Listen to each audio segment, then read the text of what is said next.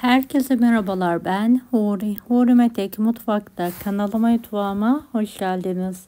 Evet, pratik ve lezzetli tatlı tarifi hazırlıyorum. Şerbetimiz için 2 su bardağı toz şeker,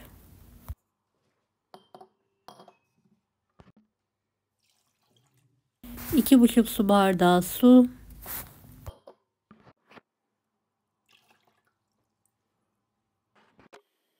ve şerbetimizi 5 dakika kaynatalım ve soğumaya bırakalım.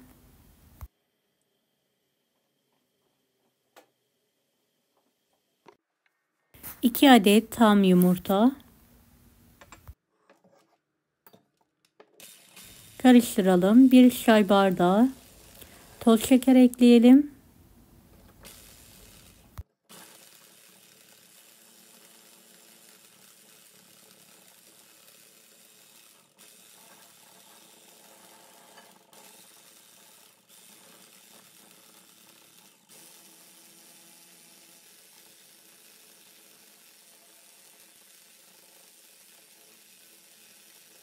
Bir çay bardağı sıvı yağ ekleyelim.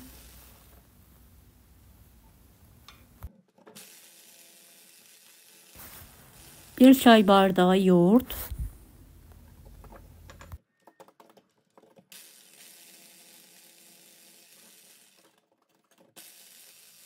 Bir su bardağı un. Bir çay bardağı irmik. Bir çay bardağı haşhaş. Bir paket vanilya, bir paket kabartma tozu.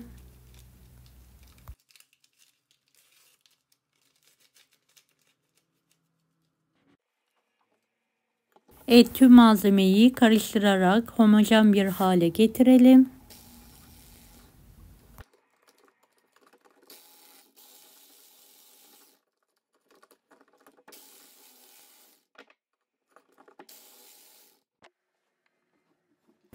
Kıvamı bu şekilde olmalı.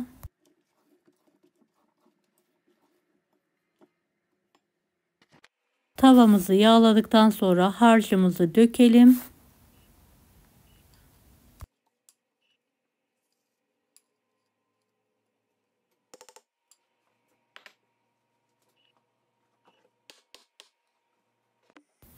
Evet, kısık ocağa alalım, kapağını da kapatalım. Pişirmeye bırakalım.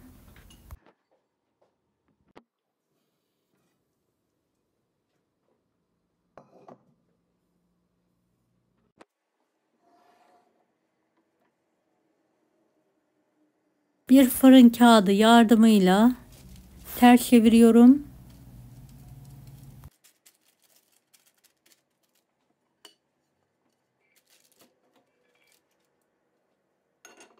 Tekrardan aynı tavaya alarak pişirmeye devam ediyorum.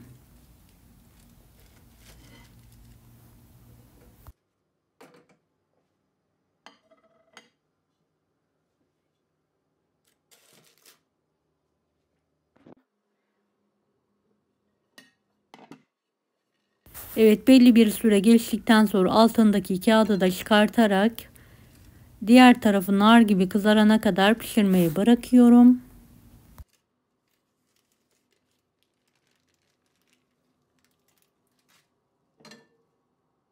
Beni hangi ülkeden veya şehirden izliyorsunuz merak ediyorum. Yoruma yazarsanız sevinirim.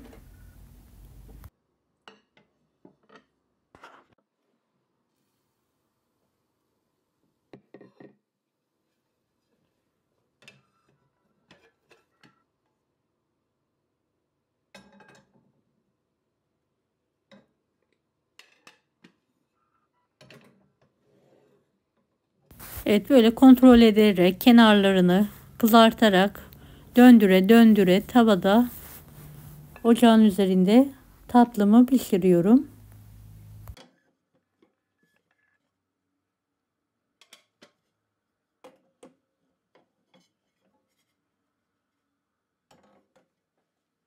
Evet, tatlım piştikten sonra ocağın altını kapatıyorum. Sıcak tatlıya soğuk şerbeti gezdiriyorum.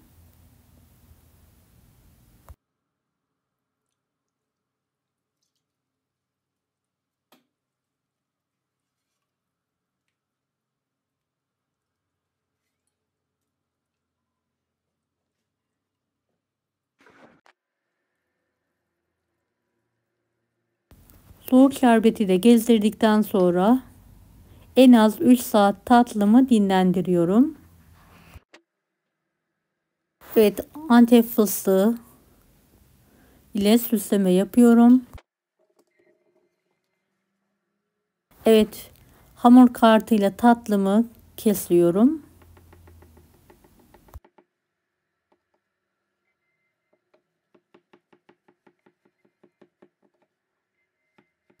Dilediğiniz şekilde kesebilirsiniz. İster kare, isterseniz pasta dilimi olacak şekilde.